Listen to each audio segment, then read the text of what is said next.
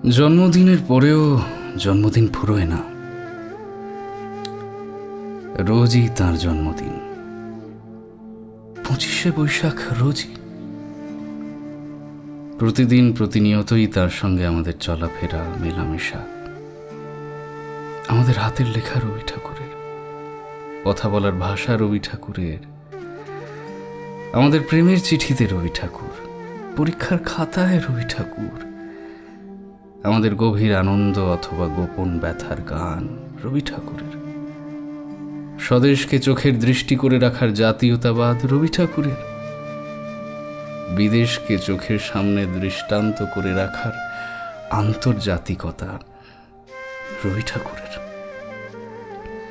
আমাদের সংস্কৃতিকে মাটির কাছাকাছি এগিয়ে নিয়ে যাওয়ার সংকল্পে রবি ঠাকুর, আমাদের সভ্যতাকে দানবের হাত থেকে ছিনিয়ে নেওয়ার সংগ্রামে রবি ঠাকুর। আকাশে, মাটিতে, মনে এত যে বৃষ্টি পড়ে, তার ছন্দ রবি ঠাকুরের। এত যে ফুল ফোটে, তার গন্ধ রবি ঠাকুরের। তাই প্রতিদিনই তার জন্ম, কোনোদিনই তার মৃত্যু নেই। কালের কালা পাহাড় এসে কোনোদিন যদি ভারতবর্ষ থেকে সমস্ত ঠাকুরের পুজোর প্রদীপ নিভিয়ে দিয়ে যায়, তো একটি ঠাকুরের বেদি চিরকাল থাকবে মাটির সঙ্গে গাঁথা। কোন ঠাকুর? রবি ঠাকুর। নমস্কার, আমি তমালোচনা কিরায় আপনাদের স্বাগত। আজ 25শে বৈশাখ, রবীন্দ্র জয়ন্তী, আর আমরা গল্পে গল্পে আজকের দিনটা উদযাপন করব। না, রবি ঠাকুরের লেখা কোনো গল্প নয়, তার জীবনের কিছু ঘটনা সমন্বিত একটি গল্প। শুনুন অর্ক পৈতণ্ডীর কলমে আসমানদারের বন্ধু।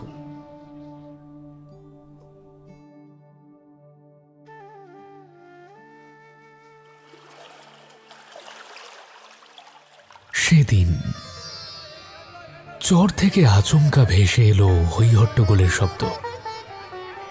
রবীন্দ্রনাথ বজরার টেকে বসে একদৃষ্টে পদ্মার জলের দিকে চেয়ে কিছু ভাবছিলেন।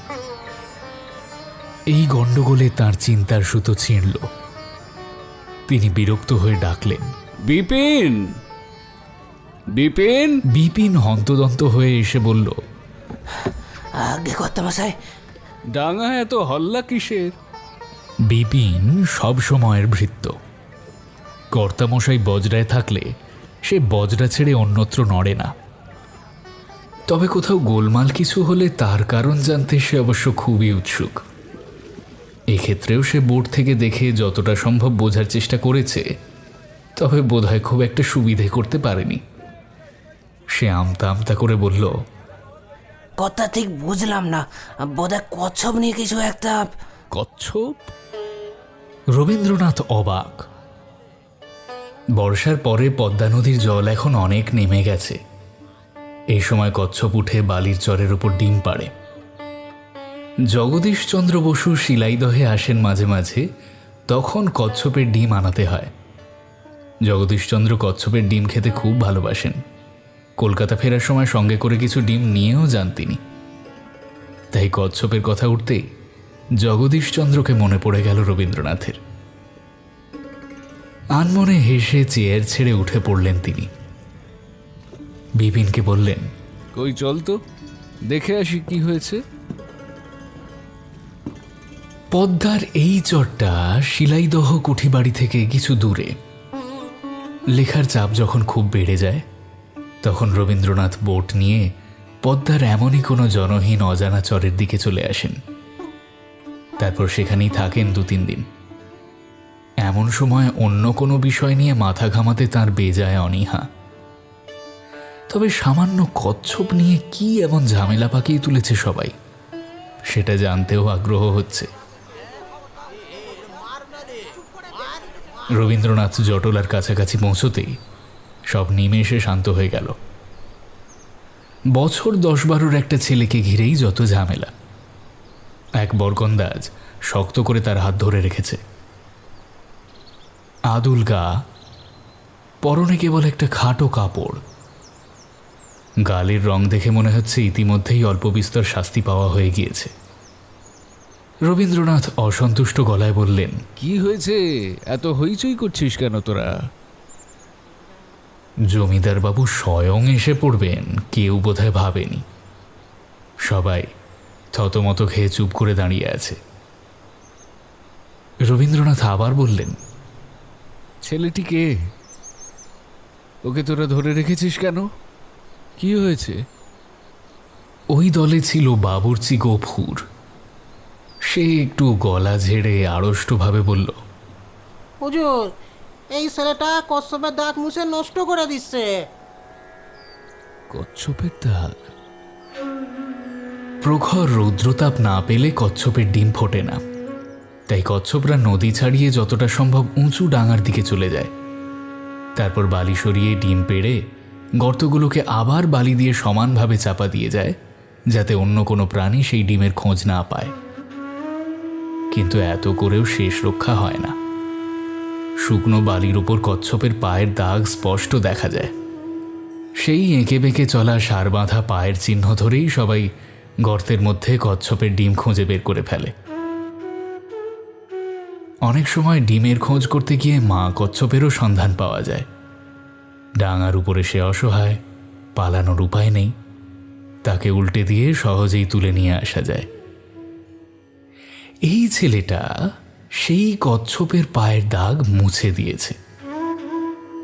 জটলার অনেকেই বোধহয় জগদীশচন্দ্রের মতো কচ্ছপ খেতে ভালোবাসে, তাই তাদের খুব রাগ হয়েছে। সম্ভবত অনেকদিন ধরেই এই কর্ম করে চলেছে ছেলেটা, আজ গিয়ে ধরা পড়েছে। পুরো ব্যাপারটা ভেবে রবীন্দ্রনাথের হঠাৎ খুব হাসি পেল। হাসি চেপে তিনি বললেন, দেখ, বাড়ির দাগ মোছবার জন্য তো কাউকে শাস্তি দেওয়া যায় না। তাছাড়া ওকে দেখে মনে হচ্ছে যথেষ্ট শাস্তিও এর মধ্যেই পেয়ে গেছে। এবার ওকে ছেড়ে দে, আমি ওর সঙ্গে কিছু কথা বলি। যে বরগন্দার ছেলেটার হাত ধরে রেখেছিল সে হাত ছেড়ে একটু সরে দাঁড়ালো, আর সঙ্গে সঙ্গে ছেলেটা উল্টো দিক ফিরে দিল এক দৌড়। বরকন্দাজরা ওকে ধাওয়া করবে কিনা বুঝে ওঠার আগেই সে চর পেরিয়ে ডাঙায় উঠে গেল। রবীন্দ্রনাথ কিছুক্ষণ দাঁড়িয়ে ছেলেটার মিলিয়ে যাওয়া দেখলেন, তারপর মুচকি হেসে ধীরে ধীরে বোটে ফিরে গেলেন।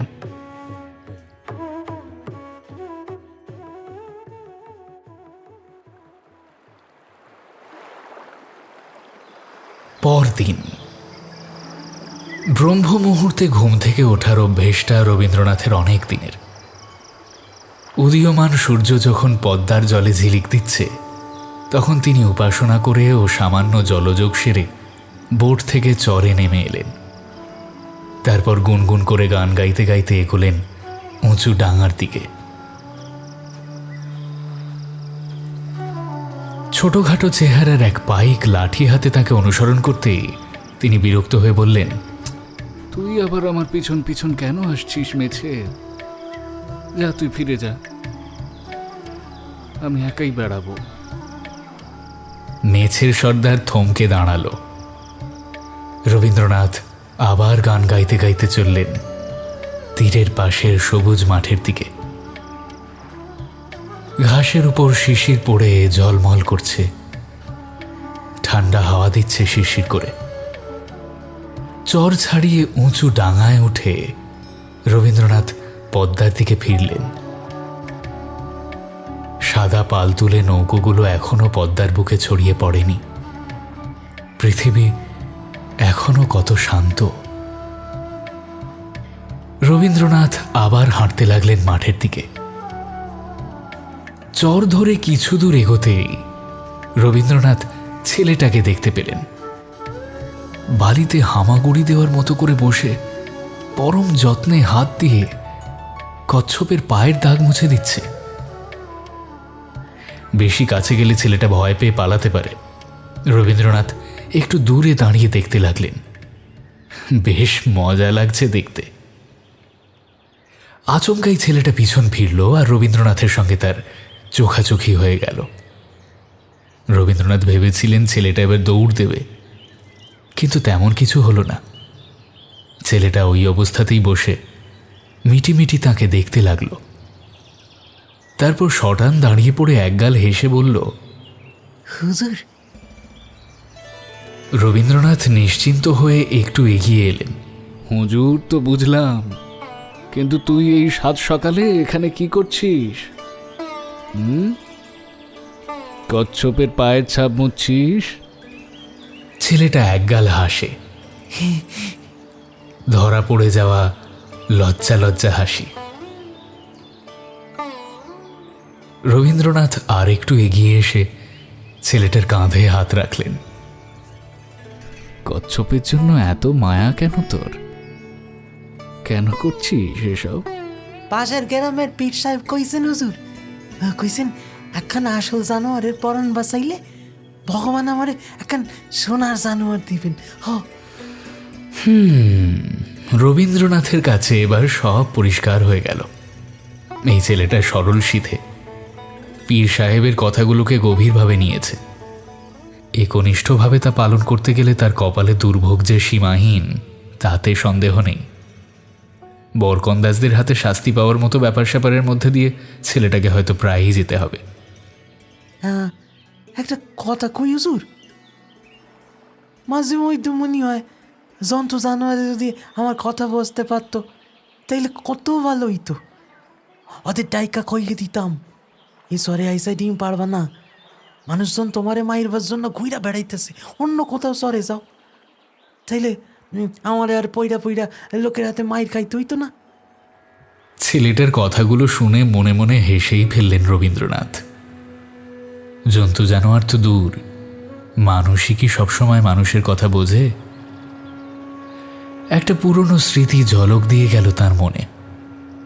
কয়েক বছর আগের কথা, গ্রীষ্মকাল, গ্রামে তীব্র জলকষ্ট। রবীন্দ্রনাথ গ্রামের লোকেদের ডেকে বললেন, তোরা কুয়ো খুঁড়ে দে, আমি বাঁধিয়ে দেব। কিন্তু প্রজারা ভাবলে বোধহয় মাছের তেলে মাছ ভাজার চেষ্টা।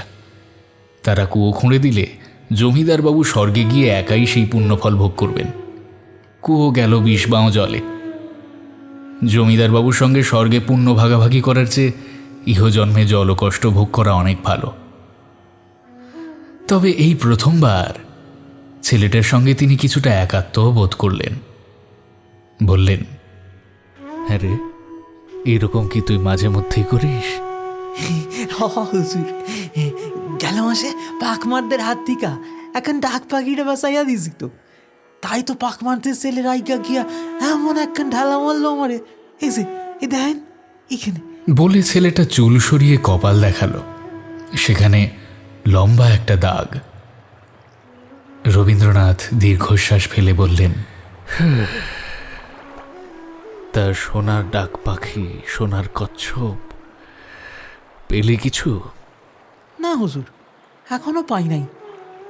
ছেলেটা নির্বিকার মুখে বলল, ভগবান ব্যস্ত মানুষ তো, হয়তো এইবার দেখেন নাই, পরের দেখবেন। আচ্ছা ধর, ভগবান তোকে সোনার কচ্ছপ দিল, তারপর তুই সেটা নিয়ে কি করবি কিছু ভেবেছিস? বেনের কাছে বিক্রি কইরা দিব হুজুর, সংসারে আর অভাব হইব না। ছেলেটা চটজলদি জবাব দিল। রবীন্দ্রনাথ ছেলেটাকে নিয়ে চর বরাবর হাঁটতে শুরু করলেন। বললেন, সোনার কচ্ছপ বেনের কাছে বেঁচে দিবি, হ্যাঁ হুজুর। তারপর বেনে যখন সেই সোনার কচ্ছপকে মেরে ফেলবে তখন? হ্যাঁ, মাইরা ফেলবে কেন? ও মা, না মারলে কচ্ছপের সোনা নেবে কি করে? এইবার ছেলেটা একটু থমকে গেল। সোনার কচ্ছপদের এমন পরিণতির কথা সে হয়তো কল্পনা করেনি কখনো। সে কিছুক্ষণ চুপ করে থেকে বলল, তাইলে সোনার কচ্ছপ আমি বেনেরে দিব না। তাহলে কি করবি? তারেও পদ্মায় সাইডা দিব। সে কি ছেড়ে দিবি? সোনার কচ্ছপ পেয়েও ছেড়ে দিবি? ভেবে দেখ, অমন কয়েকটা সোনার কচ্ছপ পেলে তুই জমিদার হয়ে যাবি। জমিদার আপনার মতো?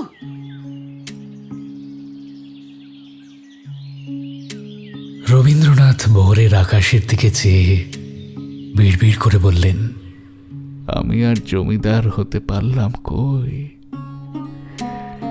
আমি তো আসমানদার হয়ে থেকে গেলাম। ছেলেটা এই কথা শুনতে পেল না। সে চিন্তিত গলায় বলল, আর সাইডে দিলে গরিবই রইয়া যাবো। দূর বোকা, যে সোনার কচ্ছপ হাতে পেয়েও ছেড়ে দিতে পারে সে কি আর গরিব থাকে? সে আরো বড়লোক হয়ে যায়, জমিদারের জমিদার। জমিদারের জমিদার? হ্যাঁ, জমিদারের জমিদার। এইটা কি হুজুর? সেটা তোকে এখন কি করে বোঝাই? জমিদারের জমিদার হলে মানুষ অমর হয়ে যায়। অমর কি হুজুর? অমর যে কখনো মরে না, একই রকম থেকে যায় চিরকাল। এই যেমন তুই এখন আছিস, এমনই তুই 20-30 বছর পরেও থাকবি, 100 বছর পরেও থাকবি। জমিদারের জমিদার অমর? হুজুর, একবার একবার ভাইবা দেখেন, নদী জলে সোনার কচ্ছপরে ছাড়ুম, মাঝি মাল্লারা যদি ওরে ধইরা ফেলায়? না, ধরতে পারবে না, কেউ দেখতেই পাবে না। সোনার কচ্ছপ কেবলমাত্র জমিদারের জমিদারই দেখতে পাবে, আর কেউ পাবে না। আচমকা ছেলেটার চোখ গেল পিছন দিকে। মেছের সর্দার এদিকেই আসছে হনহনিয়ে। সে অমনি চর ছেড়ে ডাঙার দিকে ছুট লাগালো। রবীন্দ্রনাথ উচ্চ কণ্ঠে বললেন, সোনার কচ্ছপ পেলে কি করবি মনে আছে? হ, সাইরা দিমু। তাইলে জমিদারের জমিদার অমর।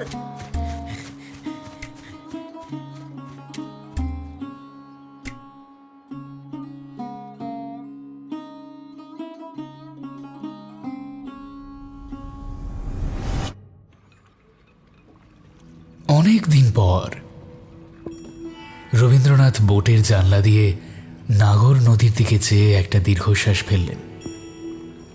মনে মনে বললেন, নে, এই শেষ দেখা, আর আমি আসবো না, আর তোতে আমাতে কথা হবে না। বনমালী দরজার কাছে দাঁড়িয়েছিল বেশ কিছুক্ষণ ধরে। রবীন্দ্রনাথকে মগ্ন দেখে ইতস্তত করছিল। এইবার ডেকেই ফেলল, হুজুর, কাছারি বাড়ি যাওয়ার পালকি তৈরি। রবীন্দ্রনাথ জানলা থেকে চোখ না ফিরিয়ে অন্যমনস্কভাবে বললেন, তৈরি? তাহলে তো এবার যেতে হয়।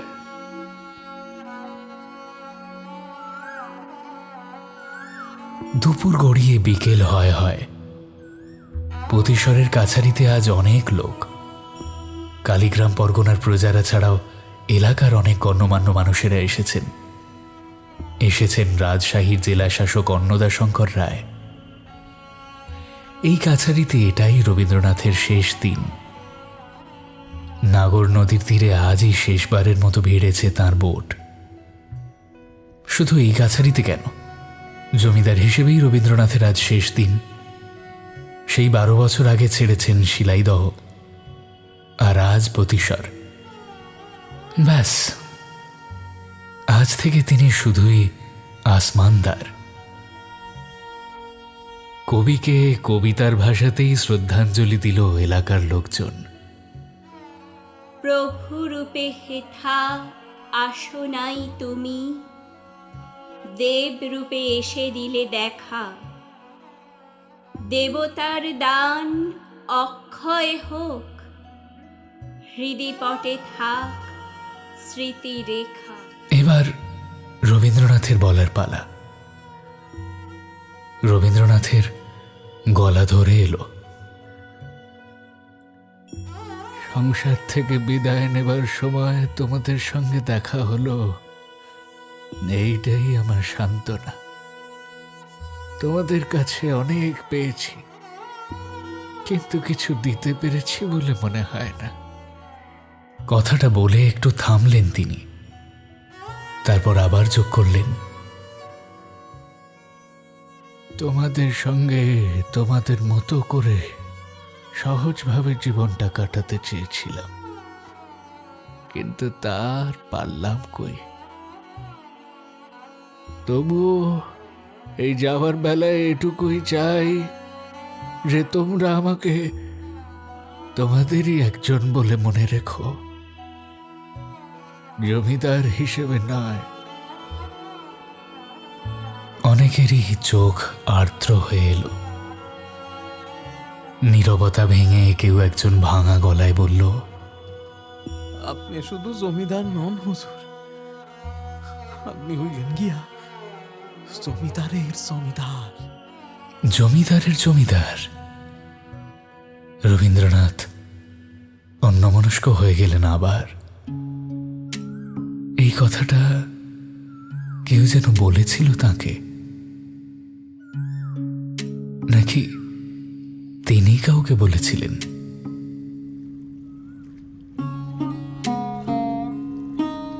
দুধারে প্রজাদের সারি। প্রতিশ্বরের ঘাট থেকে বোট ছাড়ল। পালে মন্দ মধুর হাওয়া লেগেছে। দুপাশে একে একে ফেলে যাচ্ছেন তার পরিচিত জনপদ। কবির সাদা চুল দাড়ি হাওয়ায় উঠছে, উঠছে বাদামি জোপ্পা। গ্রামের শেষ শ্মশান দেখা দিল, তাও পেরোলো এক সময়। রবীন্দ্রনাথ বোটের ঘরে ঢুকতে যাবেন, এমন সময় তার চোখ পড়ল পাড়ের দিকে। পাড় থেকে কি যেন ঝিলিক দিচ্ছে।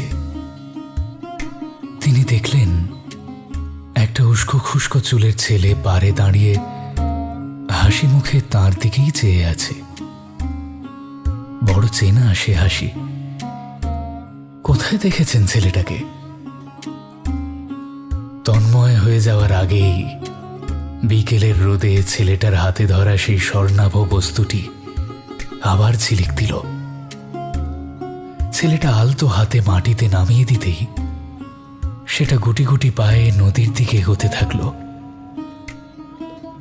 সোনার কচ্ছপ। ছেলেটা এখনো হাসি মুখে তাকিয়ে তার দিকে। তার বয়স একটুও বাড়েনি। কচ্ছপটা ধীরে ধীরে হেঁটে নদীর জলে নেমে পড়ল।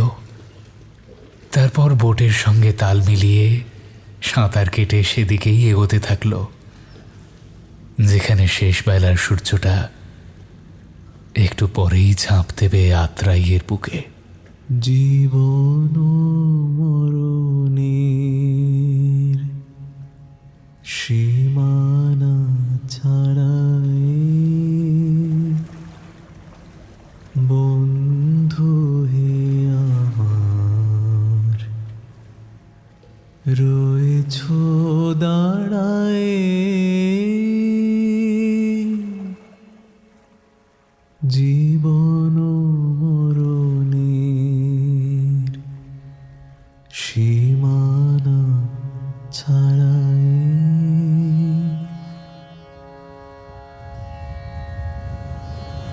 মোর হৃদয়ের বিজন আকাশে তোমার মহাশন আলোতে ঢাকাশে। এ মোর হৃদয়ের বিজন আকাশে তোমার মহাশন আলোতে ঢাকাশে। গভীর কি আশায় নিবিড় পুলকে তাহার পানে চা দুবাহু বাড়ায়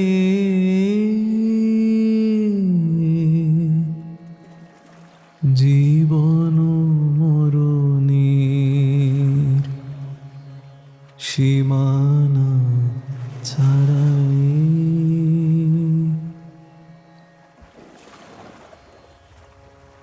নীরব নিশিতব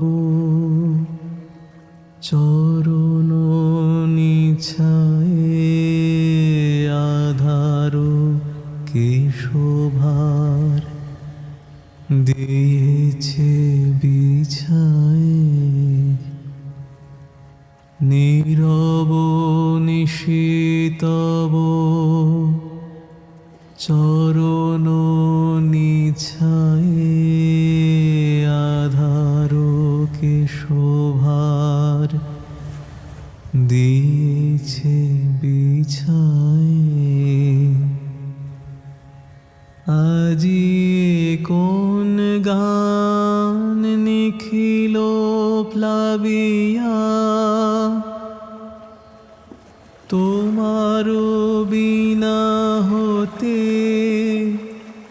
আসিল নাবিয়া আজি কোন গান নিখিল প্লাবিয়া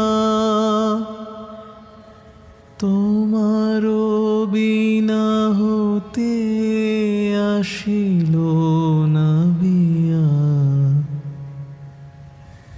ভুবন মিলে যায় সুরের রণনে গানের বেদনায় যাই যে হারায়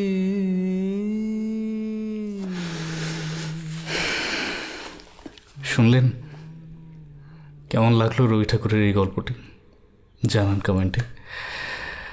ধন্যবাদ জানাই এই গল্পের সমস্ত কলাকুশলীদের। ধন্যবাদ জানাই অর্কদাকে, মায়াকানন পাবলিশিংকে। সকলে খুব ভালো থাকুন, রবিময় হয়ে থাকুন।